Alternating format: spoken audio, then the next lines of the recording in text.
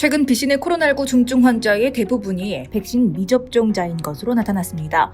에드리언 딕스 BC주 보건부 장관은 지난 9일 오후 기자회견에서 현재 비신의 코로나19 확산 현황에 대한 최신 자료를 발표하면서 코로나19 감염 백신 미접종자의 신속한 접종을 촉구했습니다.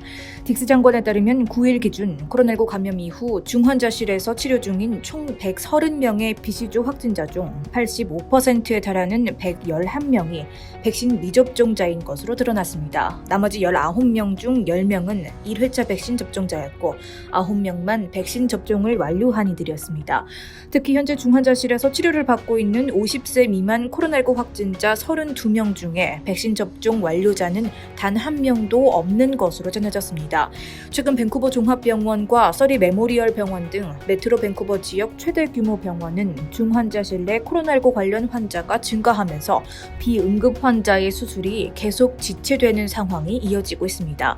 백신 미접종자로 인해 의료 시스템에 큰 차질이 빚어지고 있는 셈입니다. 또한 캐나다 보건정보연구소의 최근 발표에 따르면 코로나19 관련 병원 입원 환자 1명당 평균 의료 비용은 일반 인플루엔자 환자의 약 4배 이상인 23,000달러에 달하고 특히 중환자실 입원 환자를 위해 들어가는 의료 비용은 최대 5만 달러에 달하는 것으로 나타나 코로나19의 심각성을 보여주고 있습니다. 딕스 장관은 백신에 대한 안정성과 효과가 데이터나 과학적으로 입증되고 있는데도 불구하고 접종을 거부하는 것은 코로나19에게 항복하는 것이나 다름이 없다며 미접종 상태로 바이러스에 맞서는 행동은 바이러스 확산을 돕는 일이라는 것을 명심해야 한다고 지적했습니다. 다음 뉴스입니다. 오는 13일부터 BC에서 백신 카드 제도가 시행되는 가운데 다수의 캐나다인이 이 제도 도입을 환영하는 것으로 나타났습니다. 여론조사기관 앵거스 리드가 8일 발표한 조사에 따르면 캐나다인의 70%가 지역사회 내 모든 공공장소 입장을 위해 백신 카드를 제시하는 것에 대해 찬성한다고 답했습니다. 이 조사에서 아주 찬성한다고 답한 응답자는 49%로 가장 많았으며 찬성한다라고 말한 응답자는 21%, 반대한다는 응답자는 9%, 또 아주 반대한다고 답한 응답자는 19%였습니다. 지난주부터 이미 백신 카드 제도를 도입한 퀘벡에서 가장 많은 74%의 응답자가 찬성했고 BC에서도 72%의 응답자가 백신 카드 도입에 대해 동의했습니다. 반면 엘버타의 54%, 서스케추원의 51%의 응답자만이 이 제도를 반긴다고 답했습니다. 공적 행사나 규모가 큰 모임에서 백신 카드를 제시하는 것에 대해 찬성하는가 묻는 질문에도 76%의 캐나다인이 찬성한다고 답했고 BC 주민 중에서도 76%의 응답자가 이에 동의했습니다. 기존의 코로나19보다 전파력이 더욱 강력한 델타 변이 바이러스 중심의 4차 확산이 전국적으로 진행되는 가운데 주 당국은 잇따라 백신 카드 제도를 도입하며 주내 백신 접종률을 높이고 바이러스 확산을 억제하는 데 노력하고 있습니다. 식당과 술집과 같은 공공장소와 스포츠 경기 관람 등의 행사 입장을 위해 필요한 이 백신 카드 제도는 지난주를 시작으로 퀘벡과 매니토바에서 시행됐으며 다음 주에는 BC주, 22일부터는 온타리오도 도입할 예정입니다. 한편 이번 조사에서 백신 접종자를 대상으로 백신 카드 제시 요구에 불응하는 사람들에게는 어떠한 불이익이 있어야 하는가 묻는 질문에는 44%가 별다른 처벌 없이 퇴거 명령만 해야 한다고 답했으며 벌금 티켓을 부과해야 한다고 답한 응답자는 29%, 체포해야 한다고 답한 응답자는 19%가 있었습니다. 다음 소식입니다. 캐나다 구스 IQ 세금 받지 말라. 9일 중국 관영 매체 인민일보에 실린 논평의 제목입니다. IQ 세금은 중국의 인터넷 용어로 허위 과장 광고로 인해 대중들이 물건의 가치에 대해 제대로 된 판단을 하지 못하고 IQ가 낮은 것처럼 바가지를 쓰고 구매하는 경우를 의미합니다. 중국 상하이시 당국은 지난 6월 캐나다 구스의 중국 내 유통사인 시지무역이 허위 광고를 냈다며 45만 위엔, 한화로 약 8,200만 원의 과징금을 부과했습니다. 캐나다 구스의 다운 자켓의 고급 소재인 후터라이트가 사용됐다고 광고했으나 실제로는 상당 부분이 일반 오리털이었다는 상하이 규제 당국의 조사 결과에 따른 것입니다.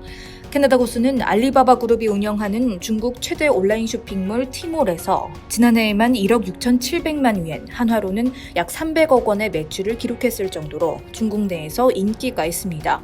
인민일보는 IQ 세금은 소비자를 속인다며 소비자를 바보로 취급하면 필연적으로 시장에서 쫓겨날 것이고 소비자의 마음을 아프게 하는 기업은 후회의 눈물을 흘리게 된다는 것을 역사는 증명해왔다고 지적했습니다.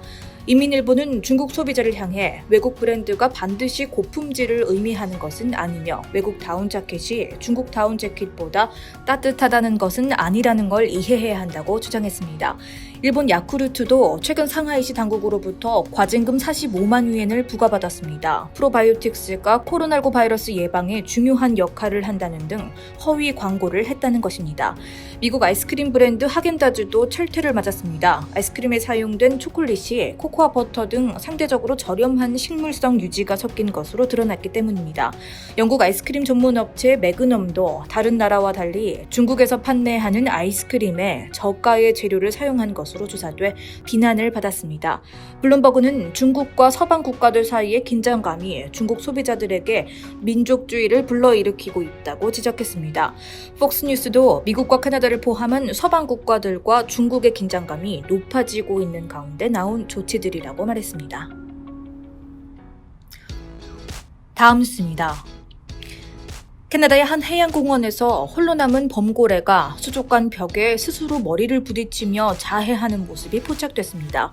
현지 시각 10일 영국 매체 아이뉴스에 따르면 최근 캐나다 온타리오주 나이아가라 폭포 해양공원에서 범고래 키스카가 수족관 벽에 스스로 몸을 부딪히는 모습이 담긴 30초짜리 영상이 공개됐습니다.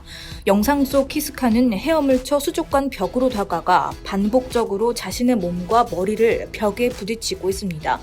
이 영상은 해양공원에서 일했던 내부 고발자 필 데머스가 지난 4일 촬영했습니다. 필 데머스는 이 영상을 자신의 트위터를 통해 공유한 뒤 해양공원에서 마지막으로 살아남은 범고래 키스카가 벽에 머리를 부딪히는 것을 관찰했는데 이 잔인함은 끝나야 한다고 호소했습니다. 이후 필 데머스는 다른 각도에서 찍힌 17초짜리 영상을 추가로 공개했습니다. 키스카가 부딪힌 벽면에서 촬영된 이 영상에는 키스카의 맹렬한 몸부림이 더욱 자세히 담겼습니다. 필 데머스는 키스카의 이 같은 몸부림을 위험한 자해 행위라고 주장하며 키스카가 곤경에 처해 있다고 말했습니다. 해당 영상은 각각 16만 회, 21만 회 이상 조회되며 전 세계 네티즌들에게 큰 충격을 안겼습니다. 필 데머스는 키스카가 1979년 아이슬란드 해안에서 포획돼 이곳 공원에 영유됐으며 2011년부터 키스카가 다른 해양 동물 없이 수조에서 홀로 지내고 있다고 설명했습니다. 이 때문에 키스카는 고래 보호 활동가들 사이에서 세계에서 가장 외로운 고래라고 불리고 있습니다.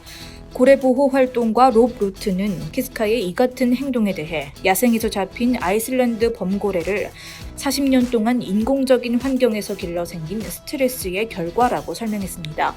필 데머스는 슬프게도 키스카가 보여주는 반복적인 행동은 황량하고 무의미한 수조에서 수년간 지내는 다른 범고래에게서도 나타난다며 만성 스트레스는 포획된 범고래의 면역 체계와 생리를 손상시켜 질병을 유발하고 심하면 사망에까지 이르게 할 수 있다고 전했습니다.